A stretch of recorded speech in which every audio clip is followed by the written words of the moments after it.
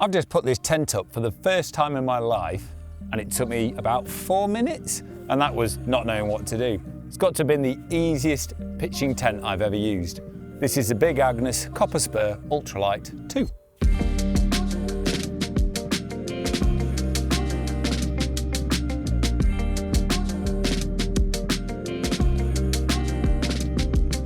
Big Agnes have been around for quite a few years now, but it's new to Outside, so we're all quite excited. And their best-selling all-round tent, ultralight, is the Copper Spur.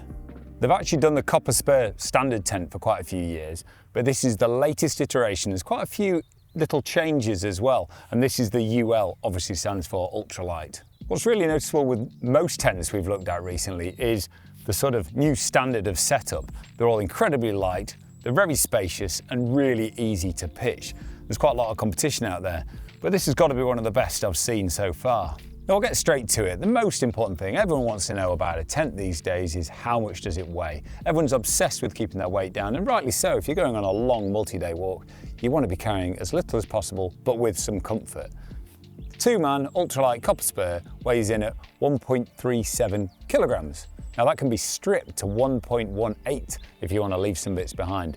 So that is really, really light. It's not the lightest on the market, but it's also incredibly spacious and comfortable and easy to put up. So I'll talk you through some of the features. So like I said, first time I've ever put this tent up. I'm not going to try and lie to you and say I've used this tons, because I haven't. What I do know is lots of people who have used it and they've been really impressed with it. But yeah, first time I put it up today, it was so easy. I mean, a little bit of color coding, but you don't even really need that. You lie the fly sheet out, really simple. Find your little flat space. Then put the poles together. The poles, it basically feels like one pole. It looks a bit like a spider, but it's only got 4 legs. Little circular thing in the middle, little dish, really good quality DAC poles, all clipped together. You'll notice the far end of 2 of the poles are slightly silvery, while the rest are all red. So you know those silver ones go in the gray ends. I literally just plugged them in, dead easy, no tension really needed, quite simple. And then it looked like it was in place already. After that, you just get the quite obvious sort of clips and put them up the pole, and then it holds it up in shape and already looks like you've got a tent. Now the last clip, you'll go, oh, where do I put that? You get the little tension sort of bar that goes over the top of the poles and then put them in place. It's quite easy to do again, using the little rubber bungs, and then clip that last clip on the top. And then you've got a tent. It looks like it's up, a mesh tent admittedly, but you could get in there, sleep and be away from the bugs. That's got to take minutes, if under a minute maybe. So that was simple enough, and then putting the waterproof cover over the top again was just as easy. So I lined up the color coding, I put the 2 grey clips down at the grey end and literally clip them in like just you would do on a rucksack. Clips in, you don't even have to put it tight, you can leave it a bit slack for now if you want. The next best thing to do is to get the middle of the fly and attach it on the sort of tension bar that goes across. So again, quite simple. There's a rubber bung, you just bang it on the end, and then you've got half of it up. Fold the other half over, clips on the other end, and then you got sorted. You can pull the tension in then, and it pulls the whole tent nice and taut. And you could get in then and go to sleep. These little Velcro tabs help keep the fly in place so they don't get any touching between the inner and the outer. That helps with that sort of condensation. So obviously it works much better if you do peg it. If it's really still night, you don't actually have to, but the door would just flop in. So first I would peg the doors out so they sort of hold their shape. And then when you sort of pull the tent nice and taut and peg it in place, the whole thing stands a bit prouder and it will sort of bead up and the water will run off better instead of being a bit saggy. But again, so easy. I'm really impressed with how easy that was. And then what's immediately obvious is it's quite a big space. You've got quite a lot of volume there for such a light tent. I'm quite a good person at reviewing tents because I'm pretty big. I'm 6'4", I'm like 90 kilos. I've just been in there, really comfortable. I can sleep in there, no problem. I've only got 1 pad and 1 sleeping bag in there at the moment, but it's quite obvious you can get 2 in there pretty easily. Admittedly, you wouldn't maybe want to go for 2 ultra wide pads, keep them as the regulars, and then you'll fit in there with no problem. What's great about that pole configuration is not only does it sort of give you quite a good footprint, but also at the top of the tent there's quite a lot of room as well. That tension bar means you have width up high. So often the older tents you'll find that they'll go steeply on the sides, which means yeah, that it's high in the middle, but if you want to sit up on your side of the tent, you're always hitting your head on the side, which can get a bit grim, especially if it's damp.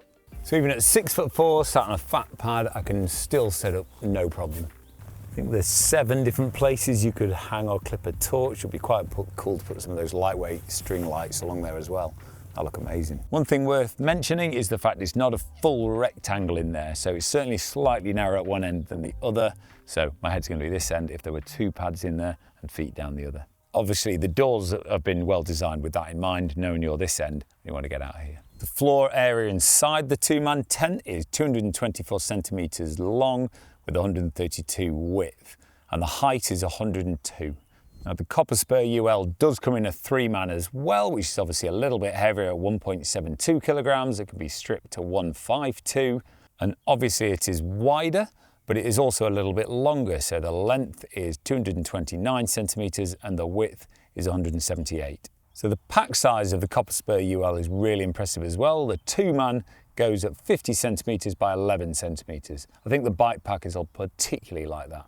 The other brilliant thing is we've got 2 doors and 2 porches, so you can both get out your own side if you want. You can store your bags on one side and not get in the way, and you can just have a lot of space to yourself. To give you an idea of space, this is an 85-litre sack. As you can see here, the door folds back really nicely, so dead easy to get in. I quite like that the mesh door on the inside is no fancy sort of poppers to try and put it away if you want to leave it open. There's literally a little like red bungee tab. Shove it in there. You don't need anything fancy, it's really light and works really well, much quicker and easier than some I've seen. What I do like about this door is there's actually multiple zips, so you can just have like one straight down to like slide in if it's bad weather, but if it's good, you can pull it all the way across the top like I've got it now and obviously roll it back. But then that also doubles up. You can have quite a nice feature that you can pull it out and prop it open. So using walking poles or spare poles if you've got them. So then you can have a real nice little porch, whether you're just wanting it for shade or keeping the rain out. Either way, it's a really good little feature. Probably the biggest change from the original Copper Spur to the Copper Spur UL is actually the outer face fabric. So this is a new fly sheet, and this is using HyperBead, which is their latest water repellency and waterproofing, and it's really quite interesting and quite a lot of stats, so I hope you're ready. So HyperBead is apparently inherently waterproof at a molecular level. Now I don't really know what that means, but that sounds pretty cool. What it does mean is that it will stay waterproof. You don't have to reproof this. Like older tents and older designs of waterproofing used to rely really heavily on how well you would reproof it. This is going to stay the same forever. Now what's really interesting is what they've done with this is it's also PFC free or PFAS free, whatever you want to call it. So it's not using those chemicals to repel the water. Just a quick word on that. What they like to say is it's no intentional added PFAS. They call it that because there's so much in our environment and in our water these days. They can't say that there isn't any in this tent. They just didn't intend to put any in. There was some in the water in the process, then it wasn't their fault, if I'm honest. It sort of already happened, and that's the world we live in. So I know I'm going on about it quite a lot, but it's really impressive, this stuff. So the propriety of HyperBead, this new stuff, is 6% lighter than it used to be, 25% more waterproof, and 50% stronger than traditional fabrics. Now that's really impressive for something that's PFAS free, so obviously better for the environment as well. They also reckon that it won't stretch, which is quite important because when these tents get wet, sometimes they get saggy, and that's when the outer starts touching the inner, condensation gets worse, and you get that dripping on your head. So that's a really good feature as well. The hydrostatic head of the fly and the base of the tent is 1500 mil, so that's more than enough for a tent setup. And also, apparently it's incredibly breathable as well, which is really nice considering it's particularly hot at the moment. The fly and the floor that feature that HyperBead has a 15D nylon with a 20D solution dyed ripstop. And that's the same in the main body, and it also features that 15D polyester mesh. I think I've already mentioned before, but the poles are the DAC Featherlight poles, which are really, really impressive. One thing that's really worth mentioning about this tent is that there is a lot of mesh on the inner. Now, in hot weather and all that sort of thing, when most people go camping, let's be honest, that can be a good thing. It makes it incredibly breathable and very, very light. Obviously, if it is chucking it down when you arrive where you're going and you need to pitch it, you need to be quick because water will be getting in your tent. But like I've already said, it's so easy and quick to put up. I reckon you can get that up quick enough to really minimize any problems. What that mesh does allow is such a cool feature. If you are camping out on a really starry night, you can get rid of the fly completely. So of course you'll just be inside a sort of big bug net, which is nice. But what I would probably do if it was like that and I wanted to do some stargazing is I would fold back 1/2 so your sort of legs are covered. What's good about that is you can still see the stars, very airy, very breathable, nice and comfy, yet have those first few droplets so you can feel a storm coming. Jump out, you've only got to quickly fold that other half over and connect it down and you're all waterproof again. While we're talking about breathability, there's some really cool little vents at the top which sort of seal down when it's sort of a bit windy or cold, and if you get really hot and you want to get some ventilation going, they just prop open with their own little pole, which sort of really neatly lives out of the way. Even though there's lots of mesh, we have got quite high bathtub style bases, so I don't think if you were on a campsite and start getting flooded, I don't think it's going to get in there anytime soon. Once you're in the tent, you can't help but notice there's so much storage. So not only could you leave your bags out in the porch if you needed, there's also tons of pockets everywhere, and they're big pockets as well. You could easily put gear in there that's drying overnight, stuff it away, and then there's still separate ones for your head torches or the book you're reading or your drink or anything like that. So lots of storage means it feels more spacious than it probably is. A few other things that I think is worth mentioning that I really like is the guy lines. So I've not used them now because it's quite still in here, I don't need them, but they've actually got reflective on them as well. So if you were out at night and you've got your head torch on, it'll reflect so you don't trip on them when you go for a wee in the night. The pegs you get are really high quality and come out and clean nice and easily. You do get 8 with them, so if you want to use every single guy line, you might actually have to purchase some more. If you're going to be using your Copper Spur in sort of places where it's rockier or just using it relentlessly and giving it a real hammering, it might be worth considering getting the footprint as well, which isn't too heavy, but it will prolong the life of your tent. So like I mentioned, I haven't actually used this tent yet, but some of my other colleagues used the 3-man, which is equally as light as impressive, and they were really happy with it. Set up really easy, it lasted really well, they got some bad weather and there was no problems there, and they were really happy, so I'm quite excited to use the 2-man. I do plan on sleeping on it this weekend.